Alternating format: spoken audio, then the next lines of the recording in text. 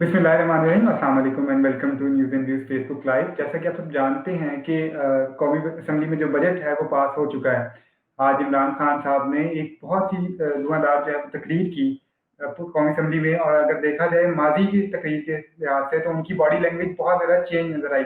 वो काफ़ी हद तक मुतमईन नज़र आए और उन्होंने इस बात को तस्लीम भी किया कि बजट से एक रात पहले तक सबको ये लग रहा था कि पता नहीं हुकूमत रहती है कि नहीं रहती, बजट पास हो पाता है कि नहीं पाता, क्या हुकूमत 5 साल पूरी करेगी और क्या खिचड़ी पक रही है नून लीग और पीपल्स पार्टी के दरमियान जो वो बातें कर रहे हैं जोड़ तोड़ की। क्या लोग वाकई पीटीआई से नून लीग में शामिल होने जा रहे हैं? इन सब सवाल के जवाब के लिए आज हमने दावत दी है सलमान आबिद साहब को, सीनियर जर्नलिस्ट हैं। सर बहुत शुक्रिया आपके टाइम का। आपका भी शुक्रिया असद सलीम। सर सर आज इमरान खान साहब ने एक स्पीच की कौमी असेंबली में, और अगर हम मादी की स्पीच की बात करें जो कि उन्होंने 2 से 3 दिन कबल की थी, जो कि बजट इजलास के बाद थी, उसमें उनकी बॉडी लैंग्वेज जो थी वो कोई इतनी मुतमईन नजर नहीं आ रहे थे। वो बहुत ज्यादा डाउन नजर आ रहे थे। शायद बजट की परेशानी थी। अब बजट जब अप्रूव हो गया तो आज उनकी जो स्पीच थी वो उसमें उन्होंने जो है वो अपोजिशन पे भी जो है वो हमले किए, और उन्होंने ये कल के हमले की जिम्मेदारी भी इंडिया पे जो है वो लगाई, और उन्होंने अपनी गवर्नमेंट अपनी जो टीम है उसको शाबाशी भी दी। और इस बात का भी एतराफ़ किया कि इस एक दिन पहले बजट पास होने से एक दिन पहले तक रात को ये लग रहा था कि शायद बजट जो है वो पास नहीं हो पाएगा, शायद ये जो लोग हैं वो हमारे साथ दोबारा शामिल नहीं होंगे। हमने देखा कि काफ लीग भी शामिल नहीं हुई और बहुत सारे इत्तेहादी और जो थे वो भी शामिल नहीं हुए। तो क्या वजह थी इन इत्तेहादियों के शामिल ना होने? अच्छा असद सलीम साहब, बहुत शुक्रिया आपका। देखिए, बुनियादी बात यह है कि एक पूरा माहौल बनाया गया था, जैसे आपने खुद कहा, और बाज एंकर्स जो हैं, बाज तजिया निगार जो हैं, बाज सहाफी जो हैं, वो भी, और कुछ सियासतदानों ने ऐसा मंजर पेश कर दिया था कि शायद ये जो बजट है ये पास नहीं हो सकेगा। और यहां तक कहा गया कि 15 के करीब पीटीआई के अरकान असम्बली है जिनके पीपल्स पार्टी के साथ और पीएमएलएन के साथ राब्ते हो गए, और एक रात पहले जब मुस्लिम लीग काफ ने इशाइये में शिरकत न की, शाहजैन बुख्ती साहब ने, जमहूरी वतन पार्टी ने शिरकत नहीं की, बलूचिस्तान नेशनल पार्टी ने शिरकत नहीं की, तो ऐसे ही एक माहौल बन गया था। यकीनी तौर पर उससे वजीर आजम पे बहुत दबाव पड़ा। लेकिन देखिए, बजट जो है ना, एक ऐसा डॉक्यूमेंट होता है असद, जो हमेशा पास होना होता है, कोई भी हुकूमत हो और कोई भी अपोजिशन हो, क्योंकि वो एक लीगल डॉक्यूमेंट है और आगे बढ़ने के लिए उसकी एक कॉन्स्टिट्यूशनल रिक्वायरमेंट होती है। लेकिन जो माहौल बना उससे ऐसे लगा कि जैसे हुकूमत जाने वाली। अच्छा, अब वो वजीर आजम साहब ने कल जब बजट के अंदर एतमाद का वोट ले लिया और बजट पास हो गया, और वजीर आजम को जो है वो माजी के पिछले साल के मुकाबले में ज्यादा वोट मिले, तो उससे बुनियादी तौर पर इमरान खान का जो लेवल ऑफ कॉन्फिडेंस है ना, वो बहुत बढ़ गया। और वो आज की तकरीर में हमने बड़े वाज़ेह तौर पर देखा है कि इमरान खान साहब ने बिलावल पर, ख्वाजा आसिफ पर, पीपल्स पार्टी पर, पीएमएलएन पे बड़े सियासी तंज किए, और यहां तक कहा कि किसी भी सूरत में वो इन लोगों को नहीं छोड़ेंगे। और बल्कि यहाँ ख्वाजा आसिफ को तो ये कहा कि मैं इनको अहमियत ही नहीं देता, इनको सिर से। तो ये लग ये रहा है कि इमरान खान साहब अब आने वाले दिनों में एक एग्रेसिव इनिंग्स खेलना चाहते हैं, और उनको लग गया कि अगर वो डिफेंसिव होंगे तो अपोजिशन उनके ऊपर और ज्यादा चढ़ाई करेगी। इस वजह से उनका मूड ये है कि हमें एक फ्रंट फुट पे खेलना चाहिए। और क्योंकि इमरान खान साहब एक स्पोर्ट्समैन है और हमेशा से उनकी सियासत जो है वो फ्रंट फुट पे खेलने की रही है, एग्रेसिव खेलने की रही है, तो अब मुझे लगता है कि इमरान खान साहब जो है एक एग्रेसिव इनिंग्स खेलेंगे। और जो बातें आज उन्होंने की हैं उससे तो यही लग रहा है कि आने वाले दिनों में इमरान खान साहब का या पीटीआई का और हुकूमत के दरमियान जो महाजराई है वो बहुत ज्यादा बढ़ेगी। बिलावल के लहजे में भी तलखी है, ख्वाजा आसिफ के लहजे में भी तलखी है, एहसन इकबाल के लहजे में भी तलखी है। और ये जो इनकी इत्तेहादी जमातें हैं, जिसमें मुस्लिम लीग काफ और जमहूरी वतन पार्टी और बलूचिस्तान नेशनल पार्टी वगैरह जो है, इनका भी आने वाले दिनों में मूड पता चलेगा कि ये कहाँ जाके मैनेज होते हैं। क्या इनका हुकूमत के साथ कोई मामला दोबारा ठीक हो जाएगा, खासतौर पर शाहजैन बुख्ती का और बेंगल का। और मुस्लिम लीग काफ के बारे में मेरी अपनी असेसमेंट ये है कि फिलहाल वो कहीं नहीं जा रहे, वो यहीं पर खेलेंगे, लेकिन एक दबाव बढ़ाया हुआ है उन्होंने। तो ये लगता यह है कि इमरान खान साहब एग्रेसिव खेलेंगे, उसी के नतीजे में पीपल्स पार्टी भी और पीएमएलएन भी खेलेगी। अब देखिए ना, पीपल्स पार्टी के लीडर जो है बिलावल साहब, अब उन्होंने लाहौर में आके सियासी डेरे लगा ली है और लाहौर को अपनी सियासत का मरकज बनाना चाहते हैं, पंजाब को फोकस करना चाहते हैं। तो मुझे लगता है कि आने वाले दिनों में हम अपने सियासी माहौल को बहुत ज्यादा गर्म देखेंगे और तलखी पैदा होगी। तो ये जो कहा जा रहा था कि हम कोई पॉलिटिकल स्टेबिलिटी ले आएंगे, हुकूमत और अपोजिशन के दरमियान जो फासले हैं वो कम होंगे, मुझे तो उसका कोई इम्कान नजर नहीं आ रहा। और लगता यह है कि इमरान खान साहब एक एग्रेसिव इनिंग्स के साथ दोबारा अपनी इनिंग्स जो है वो शुरू करने वाले हैं। अच्छा, गुज़श्ता हफ्ते जब ख्वाजा साद रफ़ीक ने जो है खिताब किया है कौमी असम्बली में, उन्होंने कहा कि इमरान खान ये ना सोचें कि उनके अलावा कोई और ऑप्शन नहीं है। उन्होंने कहा कि ऑप्शंस हैं, लेकिन हम तैयार नहीं हैं। उसके फ़ौरन बाद अगर हम देखें तो फवाद चौधरी का एक बहुत ही अहम इंटरव्यू सामने आया, जिसमें उन्होंने इंकशाफ भी किया कि हमारे पास जो है वो 4 से 6 महीने हैं कारकर्दगी दिखाने के। तो क्या ये कड़ियाँ आपस में मिलती हैं कि एक ख्वाजा साद देखिए, रफ़ीक असल जो जो ख्वाजा साद रफीक ने बात की है, मैं उसकी आधी बात से तो इत्तेफाक करता हूँ कि सियासत में हमेशा से ऑप्शन खुले होते हैं। कि जो जी, इमरान खान साहब कह रहे हैं कि कोई चॉइस नहीं है हमारे अलावा, चॉइस तो पैदा कर ली जाती है और पैदा हो जाती है, ये कोई इतना बड़ा इशू नहीं है। ख्वाजा साहब की बात से मैं इत्तेफाक करता हूँ, लेकिन ख्वाजा साद रफीक ने जो ये बात की है ना कि हम इसके लिए तैयार नहीं है, ठीक है, हम ये पीपल्स पार्टी वाले लेकिन मेरा ख्याल है ख्वाजा साद रफीक को समझना चाहिए कि शहबाज शरीफ तो 24 घंटे जाके जीएचक्यू के अंदर दस्तखत देते हैं, दस्तखत अपना दरवाजा खटखटाते हैं और कहते हैं जी मैं हाजिर हूँ नौकरी करने के लिए, आप मुझ पर इत्तेमाद करें। उधर से जरदारी साहब भी ये कह रहे हैं। तो ऐसी बात नहीं है कि पीपल्स पार्टी और पीएमएलएन जो है वो स्टैब्लिशमेंट के दरवाजे पर नहीं जाते, वो जाते हैं, लेकिन ये कि वहां से अभी उनको वो लिफ्ट नहीं मिल रही जो वो लिफ्ट लेना चाहते हैं। लेकिन एक बात जो फवाद चौधरी साहब ने की है, मुझे लगता है कि वो एक बड़ी सेंसिटिव बात है, क्योंकि जो पीटीआई का दाखिली क्राइसिस है वो बहुत संगीन है, उसमें जी। काफी ग्रुप बंदियां हैं, और उसमें जहांगीर तरीन, फिर शाह महमूद कुरैशी, फिर असद उमर, फिर पंजाब में अलीम खान, असलम इकबाल, महमूद रशीद। लगता यह कि पार्टी काफी ग्रुप बंदी का शिकार है, और उसमें खास तौर पे जो फवाद चौधरी ने बात की है कि कुछ अपॉइंटमेंट्स जो है, कुछ तकरीरियां जो है वो मेरिट पे नहीं है, और वो उससे इमरान खान की हुकूमत पे ज्यादा बोझ पड़ रहा है। तो मैं इत्तेफाक करता हूँ, बहुत जो मेरिट पे नजर नहीं आती, लगता यह कि उनको नवाजा गया, कमजोर है, तो मैं इससे इत्तेफाक करता हूँ। लेकिन अब फवाद चौधरी साहब ने ये जो बातें एक इंटरव्यू में की हैं, इससे पार्टी का दाखिली बुरहान और ज्यादा आ जाता है। भी अगर ये बातें, अगर कोई मसले थे तो वो पार्टी के अंदर करते, जब वो बाहर लाके ओपन करेंगे तो उससे फिर प्रॉब्लम आएगी। फिर राजा रियाज साहब बहुत बोले, आपने देखा बजट सेशन के जी। अंदर। तो मुझे लगता है कि पीटीआई का जो बड़ा चैलेंज है वो अपोजिशन जमाते नहीं है, बल्कि उनका बड़ा चैलेंज उनके जमात का अपना इंटरनल सिस्टम है, जो बहुत वीक हुआ है, उसमें काफी फ्रस्ट्रेशन है। और अगर ये प्राइम मिनिस्टर जो है बजट के मंजूर होने से एक दिन पहले तमाम लोगों को इकट्ठा ना करते और खाने की निशिस्त पे ना बैठते, एक एक की फर्दन फर्दन जाकर उनकी बात ना सुनते, तो फिर बजट में प्रॉब्लम आनी थी। इसलिए मैं ये समझता हूँ कि पीटीआई को चाहिए कि जो अपने दाखिली मसाइल है पार्टी के अंदर, जो मुख्तलिफ ग्रुप बंदियां हैं, उसको सही तरीके से एड्रेस करें और उन प्रॉब्लम को रिजॉल्व करें, वरना आने वाले दिनों में ये प्रॉब्लम और ज्यादा बढ़ जाएगी। सलमान साहब, आपको नहीं लगता कि इमरान खान साहब को खुद जो है फवाद चौधरी को बुला के पूछना चाहिए था कि उन्होंने ये इंटरव्यू क्यों दिया या उन्होंने ये बातें क्यों की? अगर हम बात करें, अभी आपने ईशाइये की बात की, तो ईशाइये पे भी इमरान खान साहब की और फवाद चौधरी साहब की मुलाकात हुई और बड़े खुशगवार माहौल में जो है वो मुलाकात हुई। दोनों ने जो है वो अपने तबादला ख्याल भी किया, लेकिन इस टॉपिक पे इमरान खान ने जो है मेरा वो मेरा ख्याल ये है कि असल एक दिन पहले प्राइम मिनिस्टर ने, 2 दिन पहले एक कैबिनेट के इजलास में काफी तनकीद की थी उन लोगों पे जो पार्टी डिसिप्लिन से हट के तनकीद करते हैं, और जी, उसमें फैसल वाडा भी थे और बाकी लोग भी थे। सब जगह पर उन्होंने इतराज किया क्योंकि असद उमर ने फवाद चौधरी के इंटरव्यू को तनकीद का निशाना बनाया था, लेकिन प्राइम मिनिस्टर ने बस एक सरसरी बात कह के बात को टाल दी है। उसकी वजह मुझे लगता यह है, जाती मेरी राय यह है कि फवाद चौधरी साहब के बाज बयानात को वजीर आजम की हमायत हासिल थी, इसलिए कि जो पार्टी के दाखिली मसाइल हैं और जिस जी। किस्म की ग्रुपिंग जो है असद उमर ने, शाह महमूद कुरैशी ने, बाकी लोगों ने की हुई है, इमरान खान उनसे नाराज है। अब वो ये बात डायरेक्ट करने के लिए तैयार नहीं थे। मुझे लगता है कि फवाद चौधरी वाला रास्ता जो है इख्तियार किया गया है, तो इसलिए वो उनके खिलाफ कार्रवाई कोई नहीं हुई, बल्कि उनकी बातों को किसी हद तक इमरान खान की जो हमायत है वो हासिल। अच्छा, काफ लीग की अगर बात करें तो जब से हुकूमत आई है, तो तब से ये लगता है कि काफ लीग जो है वो हुकूमत से खुश नहीं है या ये इस इतिहाद से खुश नहीं है। लेकिन अगर हम हुकूमती अरकान की बात करें तो जो अशरिया हुआ उसमें भी बहुत सारे हुकूमती अरकान जो हैं वो उन्होंने काफ लीग के खिलाफ इमरान खान को बहुत सी शिकायत भी लगाई कि बजट भी ज़्यादा ले लेते हैं, लेकिन उसके बावजूद जो है इनकी नाराज़गी ख़त्म नहीं होती। तो आपको क्या लगता है कि जो इमरान खान के ये लोग हैं, क्या ये इस इतिहाद के लिए खतरा बन सकते हैं? देखिए, मुस्लिम लीग काफ जो है वो डबल विकेट पे खेल रही है। एक विकेट ये है कि हुकूमत पे दबाव बढ़ाया जाए और ज्यादा से ज्यादा तरक्याती फंड लिए जाएं, और उस्मान बुजदार की मदद से पंजाब के अंदर अपनी जो कॉन्स्टिट्यूंसी बेस्ड पॉलिटिक्स है उसको मजबूत किया जाए।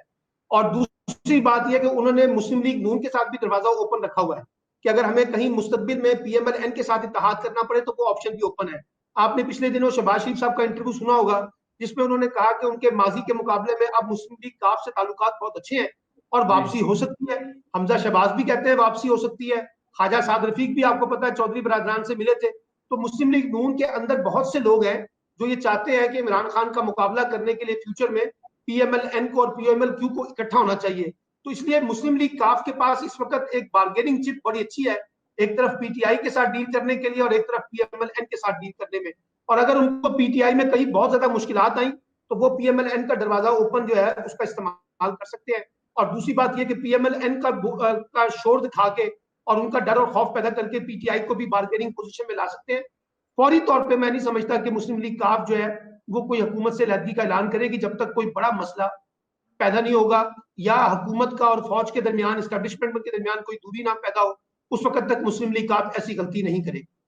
अच्छा, आजकल इत्तेहादी क्योंकि नाराज हैं इमरान खान साहब से, तो क्या मुस्लिम लीग नून इसका फायदा उठा सकती है? मेंगल साहब नाराज हैं, अगर वो काफ लीग को भी साथ में ला लेती है तो वोट ऑफ नो कॉन्फिडेंस जो है वो, क्या आपको लगता है कि इमरान खान के खिलाफ मुस्लिम लीग नून? बात यह है कि ये अपोजिशन जमातें उस वक्त फायदा उठा सकती थी जब ये कोई अमली तौर पे कोई बड़ी अपोजिशन का किरदार अदा कर रही होती और शाहजैन को, मेंगल साहब को और मुस्लिम लीग काफ को लगता कि इमरान खान के मुकाबले में अपोजिशन का कद काट बहुत बढ़ रहा है और हमें इस गाड़ी के अंदर सफर करना चाहिए। अभी तो अपोजिशन आपको नजर ही नहीं आ रही। अब देखिए ना, बजट पे कितनी शोर मचा था कि क्या क्या हमारे पास है, क्या हो जाएगा, कुछ भी नहीं निकला, इसलिए कि अपोजिशन बहुत कमजोर है।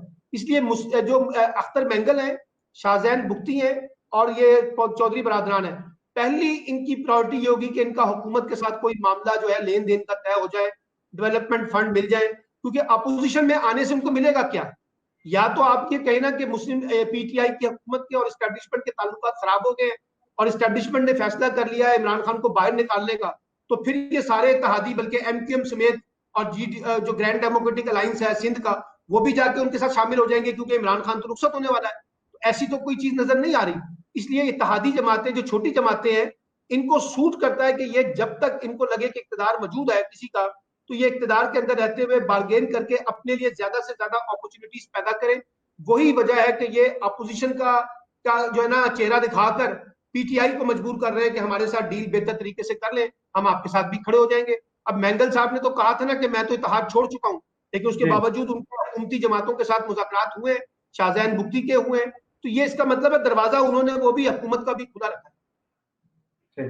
अच्छा, अगर हम माजी की बात करें, नवाज शरीफ साहब को जो अपोजिशन मिली थी वो इमरान खान को नहीं मिली। इमरान खान की दौर में तो जितने सियासी कायदीन हैं वो या तो केसेस से भाग के मुल्क से बाहर चले गए हैं या उन पे जो है गिरफ्तारी की तलवार लटक रही है, इसलिए वो मंजरे आम पर आने से भी खबर आते हैं। तो ऐसे मतलब ऐसी क्लियर पिच पे तो इमरान खान को खुल के खेलना चाहिए। देखिए, इमरान खान साहब तो खुल के खेल रहे हैं। मैंने आपको बताया कि इमरान खान को इस वक्त क्राइसिस जो है वो अपोजिशन जमातों से नहीं है, ना नवाज शरीफ साहब से है, ना जरदारी साहब से, ना फजलुर रहमान से, ना चक ज़ई से है, ना असफंद यार वली से है। उनको अगर खतरा है ना तो वो अपनी पार्टी के साथ है और अपनी हुकूमत से है, क्योंकि उनकी जो परफॉर्मेंस है उस पर बहुत ज्यादा लोग सवालात उठा रहे हैं और वो जो उनकी मकबूलियत है उसके बारे में भी लोग कहते हैं कि वो उनकी मकबूलियत कम हुई है। वो पेट्रोल की कीमतें हैं, गैस की कीमतें हैं, बिजली की कीमतें हैं, जितने बड़े बड़े दावे इमरान खान ने किए थे अभी तक तो वो उस तरह से पूरे नहीं हुए। तो इमरान खान का खतरा जो है वो तो बेसिकली उनकी परफॉर्मेंस है। अगर वो परफॉर्मेंस नहीं देंगे तो फिर वो अपोजिशन को एक बड़ी स्पेस देंगे कि वो लेकिन अभी तो अपोजिशन जमातें जो है वो बुनियादी तौर पर एहतसाब के चक्कर में फंसी हुई हैं, अपने आप को बचाने की कोशिश कर रही हैं कि कहीं अगर हम हुकूमत के खिलाफ कोई बड़ा स्टैंड लें तो फिर अपोजिशन जमात एहतसाब का जो तलवार है वो हम पे लटक जाए। जरदारी साहब भी पीछे बैठ के जो है बार्गेन करना चाहते हैं, शहबाज शरीफ भी बार्गेन करना चाहते हैं। तो इसलिए अभी अपोजिशन जमातों के पास वो दमखम नहीं है कि ये जो छोटी इलाकाई जमातें हैं ये भागकर जो है वो अपोजिशन की कोर्ट में जाए, जब तक अपोजिशन कोई बड़ा काम नहीं करेगी। देखिए ना, अब 2 साल इमरान खान ने जो हुकूमत की है उस पर हम सब तनकीद करते हैं, बहुत बुरी हुकूमत है, लेकिन उसके बावजूद अपोजिशन का कोई किरदार ही नजर नहीं आता आपको। ना वो बाहर निकलते हैं, ना उन्होंने लोगों को मोबिलाइज किया है, ना लोग उन पर उस तरह से एतबार करते हैं। तो मुझे तो लगता है ये है कि इमरान खान की खुशकिस्मती है कि उनको एक बड़ी कमजोर किस्म की लूली लंगड़ी अपोजिशन जमात मिली है जो इत्तफाक ही नहीं करते। मसलन इमरान खान को हुकूमत से बाहर निकालने पर भी इत्तफाक नहीं है। एक कहता है अदम की तहरीक लाओ, दूसरा कहता है नहीं लानी। एक कहता है 5 साल सिस्टम चलना चाहिए, दूसरा कहता है नहीं जी इमरान खान को नए इंतखाबात की तरफ जाना चाहिए। और फजलुर रहमान तो कहते थे कि इस असेंबली का हिस्सा ही नहीं बनना चाहिए। तो ये सारी अपोजिशन जमातें भी किसी एक नुक्ते पर इत्तफाक नहीं कर पा रही। अच्छा सलमान साहब, नवाज शरीफ साहब क्योंकि इलाज के घर से मुल्क से बाहर गए हुए हैं और ये सबको पता है कि वो हुकूमत ने ही उनको जो है वो मुल्क से बाहर भेजा। नवाज शरीफ साहब की कुछ अर्सा पहले जो है वो कुछ तस्वीर आई, लेकिन वो तस्वीर जो है वो ऐसे लग रहा था कि छुपके जो है वो ली गई हैं, नवाज शरीफ साहब को उसका इल्म नहीं है। लेकिन अब जो आजकल नवाज शरीफ साहब की तस्वीर आ रही हैं, वो नवाज शरीफ साहब जो है उसमें खुद जो है उनके बेटे या उनका कोई करीबी रिश्तेदार वो पिक्चर खींच के उसको अपलोड कर रहा है। तो आपको नहीं लगता कि नवाज शरीफ एक क्लियर मैसेज दे रहा है गवर्नमेंट को कि अब आप मेरा कुछ नहीं कर सकते, या अब आपकी मर्जी से मैं गया हूँ, और यानी पहले इसी देखिए, इन्हीं नवाज शरीफ साहब तो असद बाहर चले गए ना, और जी वो तो अब डिस्क्वालीफाई है, इलेक्शन भी नहीं लड़ सकते। ठीक है, उनका तो मसला जो है वो अब रहा नहीं है उस तरह का जिस तरह से वो चाहते हैं। और जिस अंदाज, वो बीमार जरूर है, लेकिन अब उनकी बीमारी भी उस तरह की नहीं है जिस तरह से कहा जा रहा था कि 24 घंटे में उनकी मौत हो सकती है, वो खतरे में है, फला है, उससे भी बाहर आ गए हैं। अब नवाज शरीफ की बुनियादी जो ख्वाहिश है ना, वो ये है कि मरियम नवाज को मौका दिया जाए कि वो मुस्तकबिल की सियासत करे। वो एस्टेब्लिशमेंट से बार बार जो पैगाम भेज रहे हैं वो ये है कि जी मरियम को पॉलिटिकल स्पेस दिया जाए। अच्छा, अब मरियम के बारे में भी रिजर्वेशन पाई जाती है एस्टेब्लिशमेंट में। फिर सबसे बड़ी रुकावट जो है खुद शहबाज शरीफ है, जो चाहते हैं कि मरियम के मुकाबले में वो खुद आगे आए, इसलिए उनको ये प्रॉब्लम है। नवाज शरीफ जो है वो, अब उसका कोई इतना बड़ा रोल रह नहीं गया। अब अगर मुस्लिम लीग ने आगे बढ़ना है तो उसमें या तो मरियम नवाज ने लीड करना है या शहबाज शरीफ ने लीड करना है। और ज्यादा चांसेस हमें नजर आते हैं कि शहबाज शरीफ मैदान में मौजूद है, वही ज्यादा लेके चलेंगे, क्योंकि एस्टेब्लिशमेंट के साथ मामला उनके बेहतर है, मरियम के बेहतर नहीं है। अब देखना यह है कि नवाज शरीफ साहब की कोशिश ये है कि ज्यादा से ज्यादा हमें फैसिलिटेट कर दें, हमें हमें मेरी बेटी के लिए कोई बीच में जो है ना रास्ता निकाला जाए। उसका अभी फिलहाल फौरी तौर पर कोई इम्कान नजर नहीं आ रहा। तो मुझे लगता यह है कि शहबाज शरीफ लाहौर में बैठ के, इस्लामाबाद में बैठ के कोशिश करेंगे कि नवाज शरीफ और मरियम के मुकाबले में उनके एस्टेब्लिशमेंट के साथ मामला ज्यादा बेहतर हो जाए, और वो पॉलिटिकल अपना रोल निकालने की कोशिश कर रहे हैं। यही फ्रस्ट्रेशन मरियम नवाज के अंदर भी है, और वही ग्रुप बंदी जो है वो शहबाज ग्रुप और नवाज ग्रुप और मरियम ग्रुप हमें नजर आते हैं। सो मुझे लगता है कि नवाज शरीफ के पास अब कोई बहुत ज्यादा पत्ते नहीं है। अलबत्ता ये मैं मानता हूं कि नवाज शरीफ के पास वोट है, वो एक बड़ी ताकत है मुस्लिम लीग की, उनको आप आसानी से नजरअंदाज नहीं कर सकते। और यही वजह है कि शहबाज शरीफ नवाज शरीफ के साथ बगावत करके जो है ना पार्टी को नहीं लेना चाहते। वो ये चाहते हैं कि नवाज शरीफ खुद उनकी हमायत कर दे तो ज्यादा बेहतर है, लेकिन अभी उसका कोई इम्कान मुझे नजर नहीं आ रहा। नवाज शरीफ ने इस बात को गोल मोल रखा हुआ है, हालात को देख रहे हैं कि उनकी बेटी के लिए अगर हालात साजगार हो जाए तो उनकी पहली तरजीह ये है कि मरियम नवाज जो है वो मुस्तकबिल की मुस्लिम लीग नून की लीडर बने। अच्छा, शहबाज शरीफ साहब की जो गिरफ्तारी की तलवार जो है वो लटक रही है, कोविड की वजह से वो बच के नहीं तो नैब ने जो 17 तारीख तक जो था उनका जो स्टे वो लेके आए थे वो भी खत्म हो जाना था, और 17 तारीख को नैब ने तैयारी की थी उनको गिरफ्तार करने की। अल्लाह पाक उनको सेहत भी दे। लेकिन आपको नहीं लगता कि इसके अगर शहबाज शरीफ साहब गिरफ्तार हो जाते हैं, हमजा शहबाज पहले ही गिरफ्तार है, अगर शहबाज शरीफ भी गिरफ्तार हो जाते हैं तो मरियम के लिए भी ग्राउंड जो है वो ओपन हो जाएगा? देखिए, पहली बात तो यह कि मरियम की जो खामोशी है, वो शहबाज जी शरीफ अगर गिरफ्तार भी हो जाए तो मरियम बाहर नहीं आएंगी। मरियम एक खास मफामत के तहत खामोश बैठी हुई है, और वो मफामत आपको भी पता है, मुझे भी पता है कि वो बाहर गए हैं। नवाज शरीफ साहब तो किसी खास मकसद के तहत गए हैं, किसी कोई खास रजामंदी के साथ गए हैं, एग्रीमेंट के साथ गए हैं, वरना आज इतने महीने गुजर गए हैं मरियम नवाज की खामोशी को समझ से बाहर पाला था। एक बात। दूसरी बात यह कि शहबाज शरीफ जो है उनके, तो मैंने आपको बताया कि एस्टेब्लिशमेंट के साथ ताल्लुकात बुरे नहीं है, अच्छे ताल्लुकात है माशाल्लाह। अदलिया भी उनके बारे में खासी नरम गोशा रखती है। और एक बंदा जो है वो कोरोना का पेशेंट ही नहीं है, ना उसका कोई टेस्ट हुआ है, ना उसका उस तरह से कोई पॉजिटिव निकला है, और वो आप ना उसकी वो रिपोर्ट जमा करा रहे हैं, ना उसकी कोई वो मेडिकल ग्राउंड दे रहे हैं, लेकिन उसके बावजूद अदलिया उनको रिलीफ दे रही है। अदलिया के पास यकीनन को जस्टिफिकेशन होगी। लेकिन ये मैं आपको बता दूं, शहबाज शरीफ भी उतने ही मुश्किल में जितने नवाज शरीफ मुश्किल में। अगर कोई ये समझता है ना कि शहबाज शरीफ मुश्किल में नहीं है, वो भी मुश्किल में है, क्योंकि जो मनी लॉन्ड्रिंग के मामला है उसमें जी शहबाज शरीफ जो है वो काफी हद तक जैसे कहते हैं ना, उनको मुश्किलात का सामना करना पड़ेगा। आसान सूरत हाल शहबाज शरीफ के लिए भी नहीं है। फिर ये जो कहा जा रहा था कि शहबाज शरीफ जब पाकिस्तान आए थे तो वो पता नहीं यहाँ पर इक़्तिदार के लिए आ गए हैं, उसको एस्टेब्लिशमेंट ने बुला लिया है, इमरान खान को बाहर करने लगे हैं, वो सब बातें भी अब फर्जी बातें साबित हुई हैं, गलत बातें साबित हुई हैं। इसलिए मुझे तो फौरी तौर पर शहबाज शरीफ का और नवाज शरीफ का और मरियम नवाज का कोई पॉलिटिकल रोल इक़्तिदार की पॉलिटिक्स में नजर नहीं आ रहा। आगे इलेक्शन होंगे, क्या सूरत हाल बनती है, क्या डायनामिक्स बनते हैं, वो देखना होगा कि मुस्लिम लीग नून जो है वो कहाँ खड़ी होगी, कौन उसको लीड करेगा। शहबाज शरीफ लीड करेंगे, मरियम नवाज लीड करेंगी, ये मुस्तकबिल की बातें हैं। फिलहाल तो इस वक्त शहबाज शरीफ जो है खामोशी से अपनी इनिंग्स खेल रहे हैं और हुकूमत के लिए भी कोई बड़ा बुरहान पैदा नहीं कर रहे। अच्छा, बिलावल भुट्टो साहब भी आजकल बहुत इन्हें लाहौर आए हुए हैं, तो आज ही उनके वालिद साहब की जो है वो गिरफ्तारी के वारंट भी जारी हुए हैं और नवाज शरीफ साहब को भी जो है वो इश्तिहारी करार दिया गया है। तो आपको क्या लगता है कि जो रिलीफ आसिफ जरदारी साहब को दिया गया था, क्या वो खत्म हो गया? नहीं, मेरा नहीं ख्याल कि इस तरह के जो नोटिस जारी हो रहे हैं या उनके वारंट गिरफ्तारी हो रहे हैं उस पर कोई गिरफ्तारी हो सकेगी। जरदारी साहब इस वक्त कोई प्रॉब्लम क्रिएट नहीं कर रहे, ना हुकूमत के लिए ना एस्टेब्लिशमेंट के। वो जी। खामोश है, बीमार भी है, वो तो खामोश है। बिलावल साहब हुकूमत के खिलाफ जो मर्जी बातें करते रहे, ये उनका हक है एक सियासी लीडर के तौर पर, और वो करते रहे, उससे हुकूमत को कोई फर्क नहीं पड़ने वाला, ना एस्टेब्लिशमेंट को कोई फर्क पड़ने वाला है। दूसरी बात यह कि बिलावल साहब का पंजाब में रोल क्या है। देखिए ना, पंजाब की जो सियासत है वो बुनियादी तौर पर मुस्लिम लीग नून और तहरीक इंसाफ के दरमियान है। उसमें जी। फिलहाल पीपल्स पार्टी का कोई बड़ा रोल नहीं है। पीपल्स पार्टी फिलहाल सिंध के, और वो भी अंदरून सिंध तक महदूद है, कराची में उसका कोई रोल नहीं है, हैदराबाद में उसका रोल उस तरह से ज्यादा नहीं है। सो मैं बिलावल साहब एक्टिविटी करना चाहते हैं, अच्छी बात है, पार्टी को मोबिलाइज करना चाहते हैं, अच्छी बात है, लेकिन पंजाब में फिलहाल पीपल्स पार्टी के लिए कोई बड़ी स्पेस मुझे नजर नहीं अच्छा, आइंदा 2021 में जो है वो बल्दियाती इंतखाबात का भी इन्होंने ऐलान किया है कि बल्दियाती इंतखाबात भी होने जा रहे हैं। बुलदार साहब की जो कारकर्दगी है उनसे उनके अपने जो अरकान असम्बली हैं वो भी कुछ नजर नहीं आते। तो आपको नहीं लगता कि पंजाब हुकूमत की जो कारकर्दगी है ये बल्दियाती इंतखाबात पर भी असर अंदाज होगी? जी, मैं आपसे इत्तेफाक करता हूँ। पंजाब में अगर बलदियाती इलेक्शन होते हैं इस साल के आखिर में या अगले साल में, तो पीटीआई के लिए बड़ा टफ टाइम होगा, क्योंकि पीएमएलएन कमजोर जमात नहीं है, एक बड़ी मजबूत जमात है, और उनका बलदियाती सियासत जो है मुकामी हुकूमतों की सियासत पे बड़ा असर नफूज है बरादरी पॉलिटिक्स में, और जिस किस्म की परफॉर्मेंस चल रही है उसके बावजूद उसमें भी ये सवाल उठते हैं। तो मुझे लगता है यही वजह है कि अब तक लोकल गवर्नमेंट के इलेक्शन कराने में ताखीरी हरबे इख्तियार किए जा रहे हैं। और अगर लोकल गवर्नमेंट के इलेक्शन होते हैं और उसमें पीटीआई को शिकस्त होती है, ये तो बहुत बड़ा सेटबैक होगा पंजाब में उस्मान बुज़दार की हुकूमत के लिए।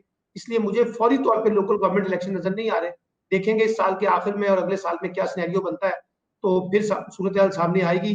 और इसी तरीके से बाकी सूबों में भी जो है लोकल गवर्नमेंट के इलेक्शन जो है, मुझे कम अज कम इमीडिएट नजर नहीं आ रहे। अगले साल में जाके जब सिचुएशन बनेगी तो पता चलेगा कि सूबाई हुकूमतें क्या फैसला करती है। अच्छा, जो बुज़दार साहब की कारकर्दगी को अगर देखें, तो आपको क्या लगता है कि इमरान खान साहब बुज़दार साहब की तब्दीली का फैसला करेंगे या नहीं करेंगे? क्योंकि देखिए, अफ़वाहें ये थी। फिलहाल तो वो उसको उनको वसीम अकरम प्लस कहते हैं, और जी। बार बार उनको डिफेंड करते हैं। कई मौकों पे ऐसा लगा कि उस्मान बुज़दार जाने वाले हैं, लेकिन फिर नहीं जाते। लेकिन मेरा जाती राय ये है कि अब आगे अगले साल या उससे अगले साल जो इलेक्शन ईयर है, उसमें पंजाब में पीटीआई को बड़े एक्टिवली एक काम करना होगा और बड़े स्ट्रॉन्ग लीडर की जरूरत है। तो मुझे लगता कहीं है कि उस्मान बुज़दार भी तब्दील हो सकते हैं आगे जाके। उनकी परफॉर्मेंस इतना बड़ा इशू नहीं है, उनकी पर्सनैलिटी और उनका जो पॉलिटिकल परसेप्शन है वो बहुत वीक है, और अभी तक 2 साल गुजरने के बावजूद वो अपने लिए उस तरह से स्पेस नहीं बना सके जैसे स्पेस बननी चाहिए थी। मेहनत उन्होंने की है, लेकिन यह कि उन पर क्रिटिसिज्म बहुत ज्यादा आ रहा है पार्टी के अपने अंदर से, अपने पार्टी के वर्करों से। लोग समझते हैं कि उस्मान बुज़दार के मुकाबले में एक मजबूत वजीर आला होना चाहिए। अच्छा, जाते-जाते मैं ये चाहूँगा सुमाना साहब, बजट पे अगर आएँ तो बजट के बारे में गवर्नमेंट ने ये कहा था कि ये कोई सहीफ़ा नहीं है जो चेंज ना हो सके। उन्होंने इशारा मिनी बजट का भी दिया था कि मिनी बजट भी हम ला सकते हैं। तो आपको क्या लगता है कि या ये बजट कामयाब होगा या मिनी बजट गवर्नमेंट लेके आएगी? देखो असद, अब पाकिस्तान की अगर आप 20 साल की पिछली सियासत देखें ना, तो हमेशा से मिनी बजट आ रहे हैं। पहले फेडरल बजट आता है, उसके बाद फिर मिनी बजट आता है, फिर मिनी बजट आता है।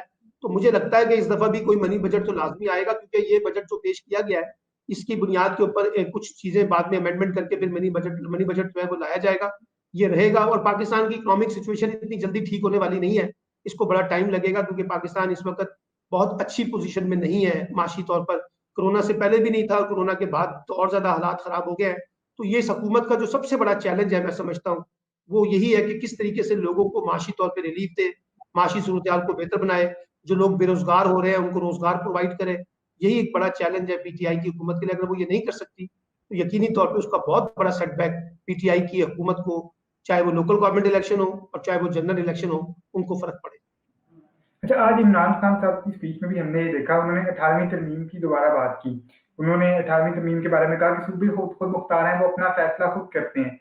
अब ये समझ नहीं आती कि इमरान खान साहब ये तारीफ के तौर पे कहते हैं या तनकीद करते हैं, क्योंकि बिलावल भुट्टो ये कहते हैं कि 18वीं तरमीम पे जो है वो एक ज़र्ब लगाई जा रही है इमरान खान की तरफ से, और इमरान खान भी चाहते हैं कि 18वीं तरमीम को तब्दील किया जाए, इसको खत्म किया जाए और वापस सदारती निज़ाम जो है वो लेके आ जाए। ये इल्ज़ाम बिलावल भुट्टो लगाते हैं और नज़र भी आता है। तो आपको क्या लगता है कि इमरान खान साहब की जो ये 5 साल हैं, इसके अंदर सदारती निज़ाम वापस आएगा या इसी तरह 18वीं तरमीम जो है वो चलेगी? देखिए, पहली बात तो ये है कि जब वज़ीर-ए-आज़म सूबाई हुकूमतों पे तनकीद करते हैं और कहते हैं कि उनका काम है, हर चीज़ उनके पास है, इख्तियारात उनके पास है, तो ये बात काफ़ी हद तक दुरुस्त है। अब अगर हुकूमत परफॉर्म नहीं कर रही और लोगों को रिलीफ नहीं मिल रहा, तो उसकी जिम्मेदार वफाकी हुकूमत से ज्यादा सूबाई हुकूमतें हैं। लेकिन सूबाई हुकूमतें ये जिम्मेदारी लेने की बजाय ना सारा मलबा जो है ना वफाक पे डाल देती है, इसलिए प्राइम मिनिस्टर को गुस्सा आता है। दूसरी बात यह है कि कुछ शोबे ऐसे हैं 18वीं तरमीम में जिसमें वफाक अपने आप को कमजोर महसूस करता है और वो चाहता है कि 18वीं तरमीम में कुछ अमेंडमेंट की जाए।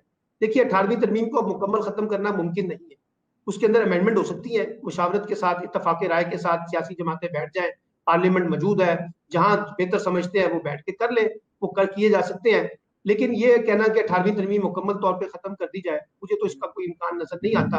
और मैं समझता हूँ कि 18वीं तरमीम पे कोई इस तरह की बहस भी नहीं होनी चाहिए और ना ये कोई आसमानी सहीफा है, कुरान की किताब है जिसमें हम कहें कोई अमेंडमेंट नहीं हो सकती। भाई हो सकती है, अमेंडमेंट जब करना चाहे किसी आइन के अंदर, उसकी पहले भी होती नहीं है, आइंदा भी गुंजाइश है। लेकिन मसला ये है, इससे ये तासुब नहीं उभरना चाहिए कि वफाक जो है वो सूबों को कमजोर करना चाहता है, और ये तासुब भी नहीं होना चाहिए कि जी सूबाई खुद मुख्तारी के नाम पे हम वफाक को कमजोर करना चाहते हैं। तो इसलिए मेरा ख्याल है कि एक बैलेंस रवैया इख्तियार करना चाहिए। और जो लोग पीटीआई 18वीं तरमीम पे तनकीद करते हैं, इसका मतलब ये नहीं है कि वो वफाक के दुश्मन, बल्कि अगर अगर वो ये निशानदही कर रहे हैं कि कुछ चीजों में अमेंडमेंट की जरूरत है, तो मेरा ख्याल है पीएमएलएन ने भी, खाकान अब्बासी साहब ने भी और बाकी लोगों ने भी इतराफ किया था कि कुछ चीजों पे हम रिव्यू कर सकते हैं। तो रिव्यू की हद तक ठीक है, लेकिन बाज़ औक़ात इमरान खान की बातों से ऐसा तासुर मिलता है जैसे वो 18वीं तरमीम के पूरे मुकम्मल मुखालिफ है। ये तासुर उनको नहीं देना चाहिए, उनको बड़े वाज़ेह तौर पे कहना चाहिए कि इसमें कुछ तरामीम है जो हमारे लिए प्रॉब्लम क्रिएट कर रही हैं और हम चाहते हैं कि उसको म्यूचुअल अंडरस्टैंडिंग के साथ उनको जो है ना बेहतर बनाया जाए। जी, सलमान साहब बहुत शुक्रिया आपके टाइम का नाज़रीन, आपने सलमान साहब की बातें सुनी, उन्होंने नज़रिया दिया कि हुकूमत जो है वो 5 साल पूरे कर पाएगी या नहीं कर पाएगी, ये आने वाला वक्त ही इंशाल्लाह बताएगा। Thank you very much.